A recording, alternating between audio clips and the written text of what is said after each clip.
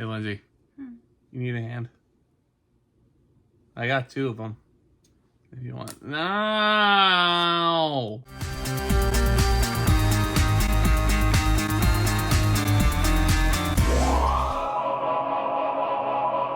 So yeah, Lindsey and I are in our apartment now. She's back for the Halloween special that was started. And again, it's an abridged Halloween special for obvious reasons. She's taking the scissors out of my hands as I'm talking to you. But how you feeling? Tired? Me too. You guys don't even know half of it. But literally, like, the shelves are done. We're getting back to YouTubing here. Got some pop figures up. Yes, we did. And we still have more to go. I mean, that's another story for another time. If you guys want to see a pop figure collection or something like that, let us know down in the comments. But guys, we've started the Halloween playlist. I already reviewed Batman Solo to get on that Tim Burton craze this year. But now we're going to talk about Edward Scissorhands, which is, honestly, I feel like it's one of your favorites with how much you're talking about it. I like it enough. You like it enough? I just don't watch it enough to consider it my favorite, but I do really, really like it. Yeah, it is Tim Burton, after all, and Danny Elfman composed the music, and it's really soothing, whimsical music. Not to start off with that on a big one, but the fact that there's snow in this one does not make this a Christmas movie. You assholes.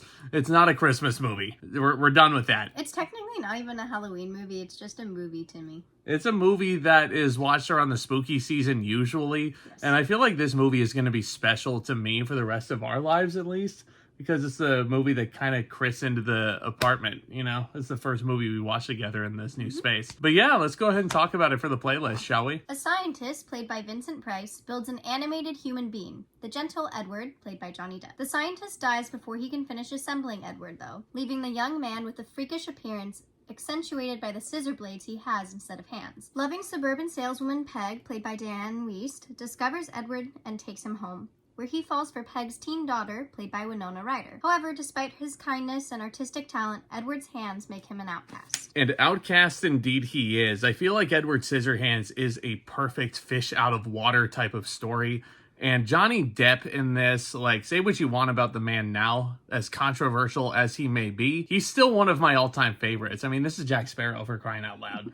You know, he honestly, I don't know if this is the role that put him on the map necessarily, but it's one of those roles that I feel like made him as popular as he is still to this very day. Shout out to my friend Caitlin, by the way, who absolutely loves Johnny Depp. She had these Johnny Depp-themed birthday parties while we were in high school. Yeah, no, and Edward Scissorhands was one of the characters that she encouraged us to dress up as. My friend walked down the aisle to the ice dance recently. Yeah. Again, talk about whimsical Danny Elfman. Like, you're so into this environment that Tim Burton has crafted for you. When you have a visionary nutball like him, you know you are going to be taken to an otherworldly place.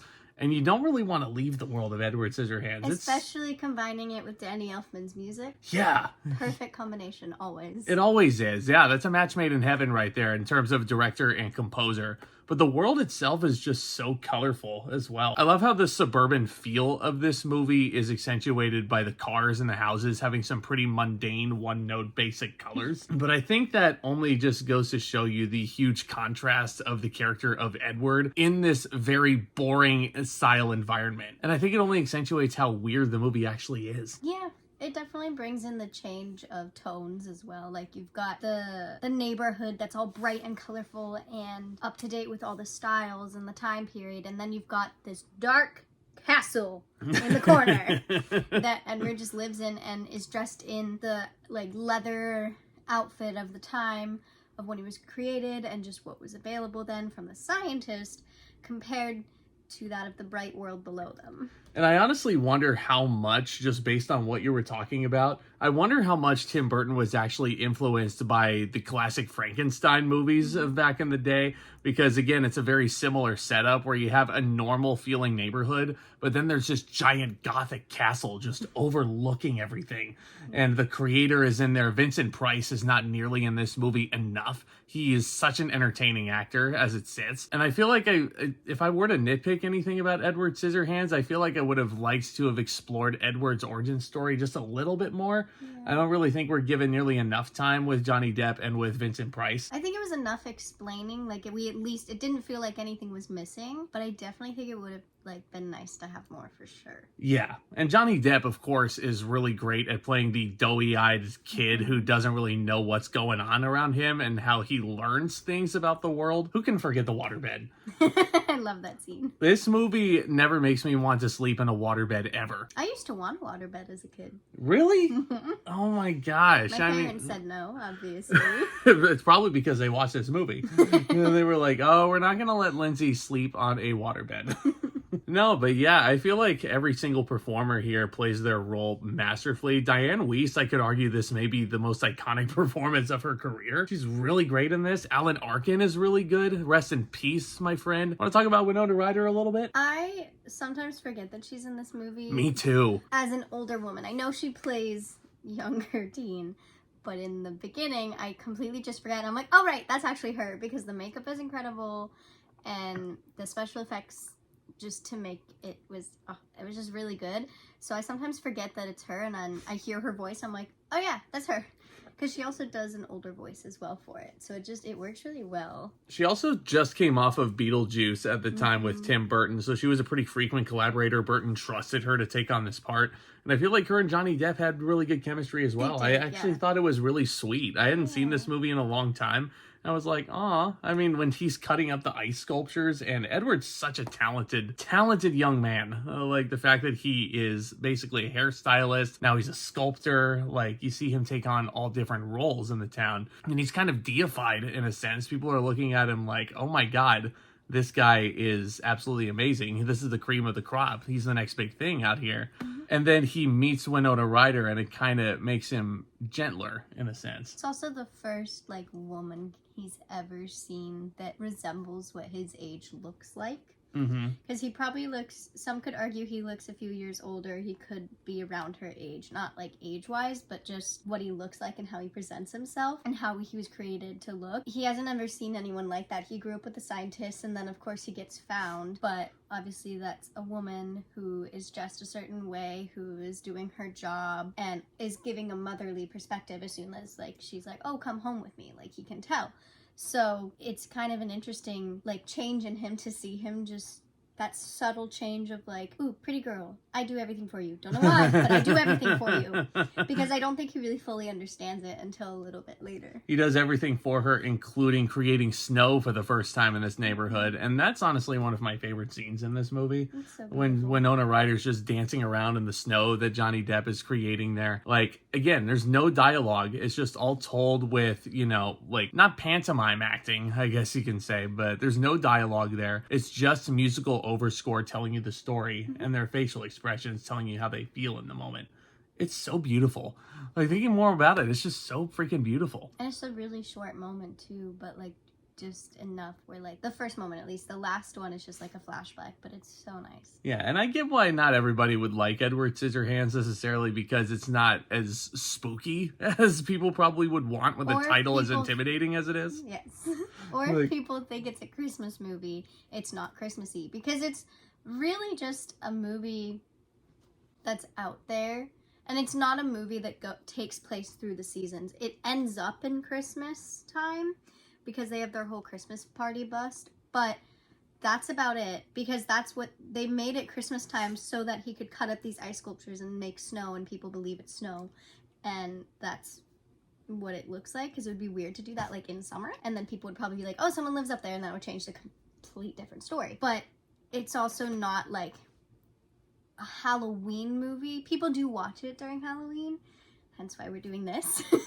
Us. I watch it all the time. But it's more of just because he's got the Scissorhands, because it's Tim Burton, because Danny Elfman did the music, like, that kind of makes it have this spooky aspect. But there is, if you don't have those expectations or knowing going in watching it, especially since it's been out so long, there's a chance of being disappointed because you think it's a certain holiday movie. Yeah, well, there you have it, my friends. It is not a Christmas movie, just like Die Hard is not a Christmas movie. Come at me. But you know who we didn't talk about yet was Anthony Michael Hall, the guy who plays Jim, the boyfriend. I think that's his name, Jim, right? You and my mom were talking about this. My mom was watching the first half with us when she was here. And you and her were talking about how, I forget if you said he looked younger or older. Older. He's the Older. geek from the Breakfast Club. And like, again, don't freak out, audience. I just showed this one, The Breakfast Club, for the first time in like her life a couple months back, and I was like, how have you never seen this movie? And Just haven't. yeah, I would always go to Universal. We'd walk past all the movie posters on in the queue for studio tour, and I'd just be like, haven't seen that, and everyone's like, oh, I've seen this, and they're like, you haven't seen Breakfast Club? I'm like, I don't know, I just never did. Yeah, but how does a guy who is playing a nerd, not even 5 years prior to this, I mean, how does he go from playing the geek to a brutish bully? Like, it's crazy. Like, it's just wild, and I never fully recognized that Anthony Michael Hall has as much range as he does. And honest to God, I think this might be one of the more underrated performances you're going to see on this playlist. It's so damn good. I couldn't really believe it when you told me that was the same actor. I was like, really? Yeah. Because I didn't notice it when I watched Breakfast Club. Like, it just didn't click for me. And I know it's like, you said like a 5-year difference or something. I don't remember. But even though there's a difference in age, sometimes you can still tell because there's no special effects or anything.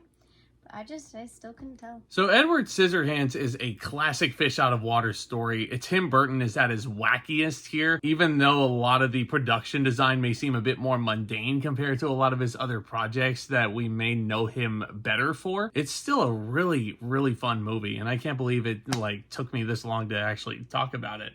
And like with you, no less. You know, I'm so glad to have Lindsey here with me. Do you have any problems with this movie? Like any nitpicks with it? Not really. Not really? Like you can't really think of any? No, I mean, it's not the greatest movie in existence for me.